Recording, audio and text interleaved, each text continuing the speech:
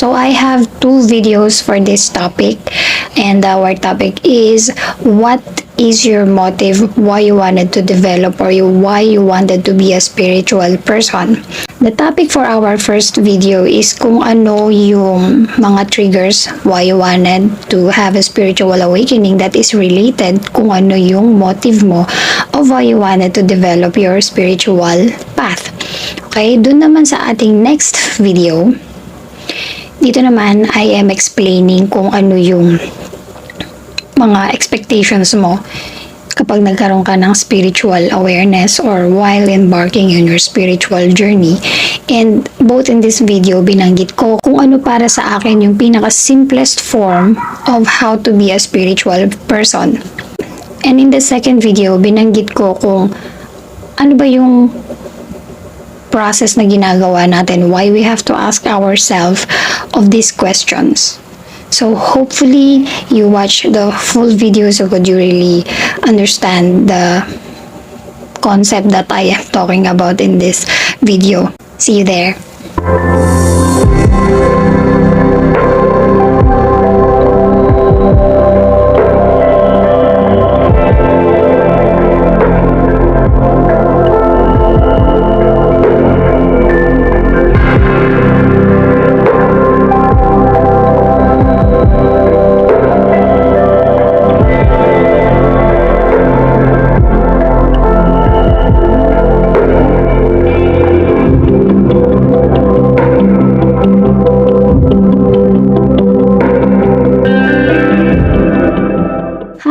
Welcome to Changing Awareness and Enlightenment channel. It's me, Jen.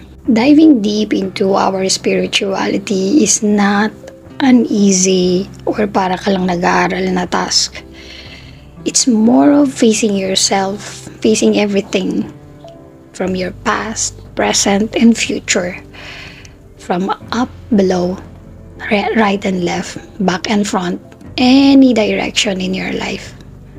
From this time on, parallel to any time frame in your whole life or this lifetime. Medyo very tawag nila dyan cerebral, how you will need to expand your mind, adjust, adapt your understanding into spirituality. It is ever expanding understanding. That's one of the advice that I could give you if you are really into embarking into this journey. But first, there is a question that is very essential for you to really navigate you into the direction of spirituality. So there is an ideal, for me there is an ideal equation for spirituality, and that will be explained later. I will be explaining it later. And for now, we will be focusing on this particular question that I really wanted you to think entirely deep inside of you. What is your motive why you wanted to be a spiritual person? And you have to search it within yourself. And you have to extract the answer with an honest intention. You have to search your answer with a pure intent. Kung ano yung totoo mong dahilan, kung bakit gusto mo mag-embark sa spirituality. We all have our own different reasoning why we wanted to attain something. Well, of course, hindi rin yung naiiba sa spirituality. Knowing your motives will help you really navigate your true north or true destiny or true destination of your spirituality in this lifetime. But first, para sa akin, these are the things that you can explore more. This particular question of your motives, of why you wanted to be spiritual. There is two main questions within this question ng motives. So, una, what are your true triggers. Bakit ka or paano ka nagkaroon ng idea about spirituality? How you came up with this idea of spirituality and wanted to be part of it or to study about it?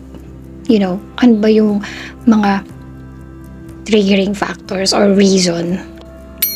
What is your expectations in spirituality? You need to ask yourself, what are the triggers that nagbigay sa'yo ng idea why you wanted to be spiritual, and kung ano yung expectations mo in spirituality. These particular questions will help us extract the essence of spirituality in finding our own core individual reason why we wanted to be spiritual. To the examples of your true triggers. So, maaring meron akong hindi mabanggit. So, comment na lang kayo sa baba kung meron kayong naisip na triggers ninyo na hindi ko nabanggit. I-share nyo na lang dyan sa comment section. Okay? So, ayan, let's start. Number 1. Of course, in our daily lives, na-encounter natin yung mga iba't ibang mga bagay wherein ipinapresent ito sa atin ng spirituality. That's why it makes us aware of there is something about the world, our everyday norm that doesn't equate somehow yung part ng brain natin, yung part ng understanding natin. There is something presented to us such as synchronicities. We find the answers to these particular experiences that we have. And the synchronicities is one of really the reasons, or spirituality is really calling out to you to listen to them. These signs are giving you the signs that there is something inside of your soul that is needing a steering up. So that is the number 1, synchronicity. Number 2, you could have also experienced deja vus. So ano ba yung mga deja vus na yan? I have explained that from one of my videos na nandyan sa taas, at ilalagay ko na lang din sa comment box. Sa description box, yung mga videos na related here in this video. So, check nyo na lang dyan sa baba, yung mga deja vu. So, yun nga, yung mga series of small fragments of memories na bigla mo na lang na experience na currently nangyayari sa iyo ngayon.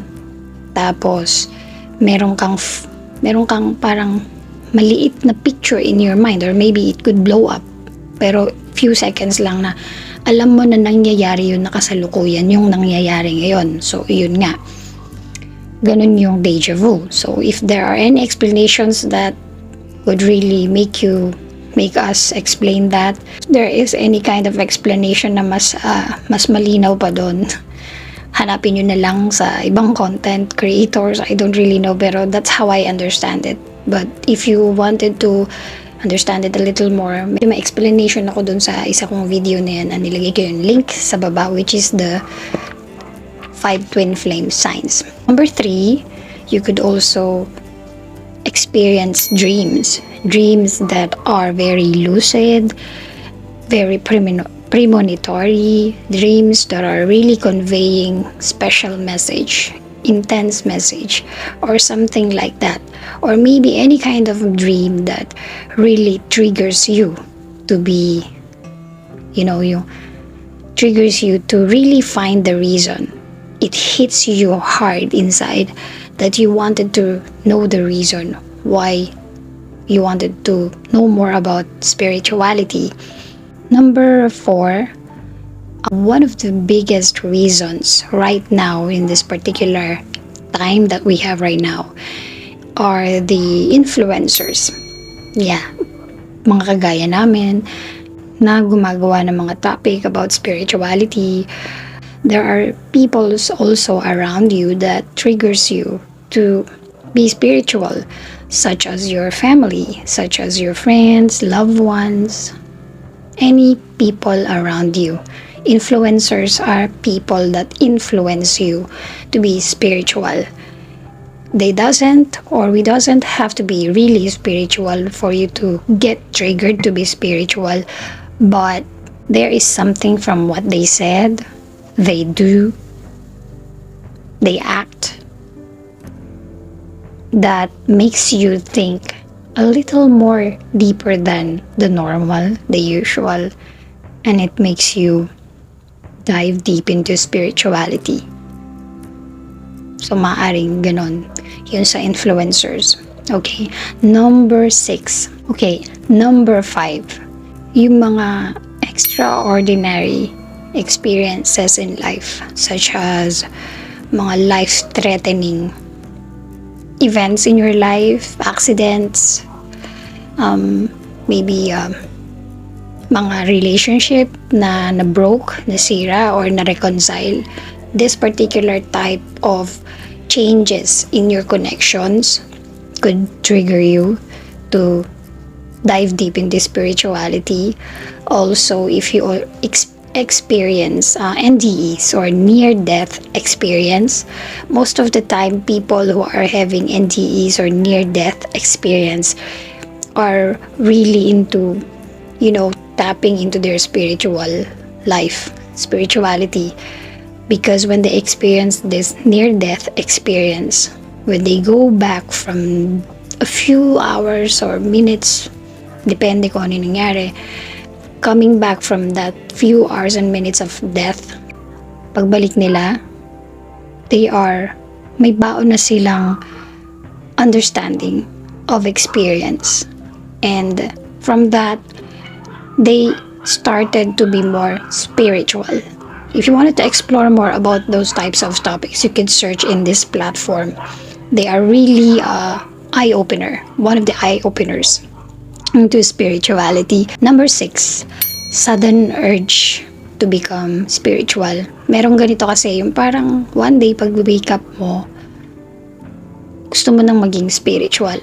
For some reason, you felt bliss, you felt different form of emotions, thoughts na hindi mo pa masyadong ma-grasp, but there is a feeling of bliss of being spiritual. Receive set of downloads, set of understanding that hindi pa siya ganun ka-concrete sa mind mo, but there is something about that you need to understand more. There are downloads or informations or understanding, feeling that you cannot really understand at this particular moment. Hindi mo pa sila basta ma-explain because the experience is overwhelming at that particular time, yet the experience is so blissful. This type of feeling, it doesn't really last. I mean, for those who are having awakening, I believe that most of us, if not everyone, na merong ganitong klase ng experience or understanding o nag-embark sa ganito is they feel this blissful feeling at times. Pero it doesn't last long. Yun, explain ko lang ng konti para hindi kayo mawalan ng gana for those who are actually having that right now na naramdaman mo yung bliss na to and then suddenly parang bumaba yung hype mo. It's okay, it's normal. Kasi once you've known something, you cannot unknown it. So once you've known the spirituality, you cannot unknown it. Really. Kasi you know that there is something in spirituality that equates the things that did not equate the things that is happening in a 3D life form. You know that there is really something higher sense of things that is happening to you. That is why even nasa low phase ka ng journey mo, yung energy mo hindi na ganun ka-blissful. You have to maintain to yourself that this kind of understanding is just teaching me something. Maybe you are having your shadow work, or maybe you are in your episode of Dark Night of the Soul, or you are in your void, part of your journey, and it doesn't, make you less of a spiritual. It's actually you are just cleansing through your issues in life, your thought form. It's just a part of your process of awakening. let's go to number 7. So yung iba, from birth pa lang, at birth, they already have this special gift or ability. As they grow up, are mga hanggang around 3, 7, 8, these people have sets of understanding in their life na medyo, I believe meron talaga nito eh. Not personally I experienced, but from seeing from, of course, mga videos and stories na there is such people that are like this, children seeing their past lives, having set of understanding of very deep understanding in life at the age of 3, 4, 5, 7, 8, 9 or lower than that. Usually hanggang 6 years old lang sila talaga. Then gradually nawawala na sila because habang lumalaki sila, there have been so many new understanding coming into them in this world. Napipreoccupied na sila ng mga issues in this lifetime, only to find out when they grow up at some age of their maturity, they will realize na nga no, na there is something about me before na natap ko ulit ngayon, na ito pala ako dati. So na-remember niya lang kung ano yung meron siya before when maliit pa siya, and ngayon na open niya ulit yun. So there are people who are like this. Trigger number 8 is you experience something na kakaiba sa'yo. Ano yon? Yung parang napansin mo that you are so, or sabihin na natin, you have a psychic ability. Siguro, ganyan. Or maybe, hindi mo alam na psychic ability to, but you have this extraordinary kakayahan. Like, you can smell things that people around you can't smell. But you know there is something within that smell, and you cannot explain it. Or maybe you are seeing something that other people can't see. You are hearing something that other people can't hear. Maybe you discover that you have extra more power in your strength than normal.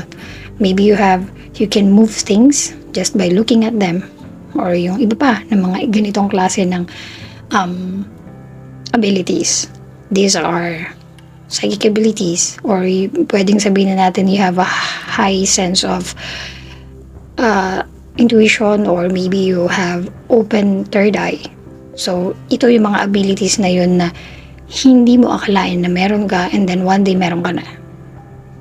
Then these are one of the triggers why you wanted to explore into spirituality. So those are some of the triggers why you came up in spirituality. Kung wala sa nabanggit ko yung experience ninyo or yung reason ninyo, please comment kayo sa baba para ma-emphasize natin yan sa ating mga next videos. Okay? So, from these triggers na sinabi ko, meron ba dito yung reason mo?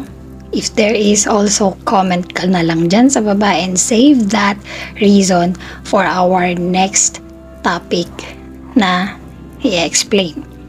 I really need you to intently understand alignment into spirituality. I wanted you to, or I need you to bear in mind, intently in your heart and in your mind, and hopefully you can understand it or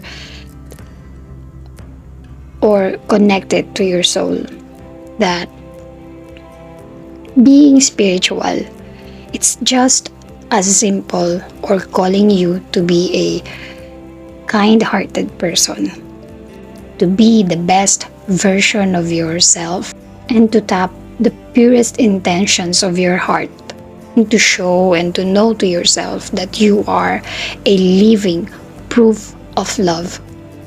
And to be able to do this, there is something that you need to practice every day.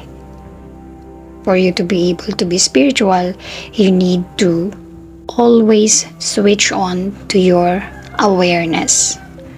Awareness in every single thing that you say, awareness into every single thing that you do, you think.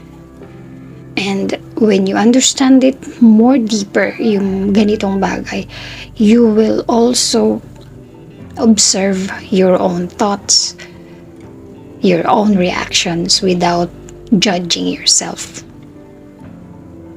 without hating yourself because you realize that you have this type of or part of yourself that is disgusting. But instead, you help yourself to transform, to change this. Sa makatuwid, sa madaling salita, sa mas naiintindihang pananalita, para maging spiritual tayo, we need to always be using our conscience all the time. Ang conscience, hindi yan yung pipigilan ka niyan sa mga ginagawa mo. But conscience makes you aware sa mga bagay na iniisip, ginagawa mo. And at the time na nagtatransform ka na because na-realize mo yung mga mali mo, and then dapat syempre babaguhin mo yun into a better version of you. That's how the spirituality really works. And yung mga mas naiintindihan pa natin ng mga bagong ideas, paliwanag ng mga nakararami, ng mga nakakaalam na sa ganitong klase ng idealism, those are things that motivates us more. Those are things that gives us more understanding, to think deeper, to know more about spirituality. But first, yung sinabi ko kanina, being kind, be the best version of yourself. And to be able to do this is you need to be aware or use your conscience every day, every single time. That is the most easiest way to be spiritual. Or I would say na yun yung pinaka-starting point natin to be spiritual. It's not an easy task, but it's one of the most easiest way to understand spirituality. Because when you do this, there are things na mas maoobserbahan mo pa na dumarating sa'yo that makes you more into spirituality once you learn to use this ability of being aware. So from there, pwede ka na mag-start into your spirituality. What is your expectations why you wanted to be spiritual? And for this topic, yun na lang muna. See you again on my next video. Always remember to take things gracefully. Love and light, everyone. Bye. Love you all.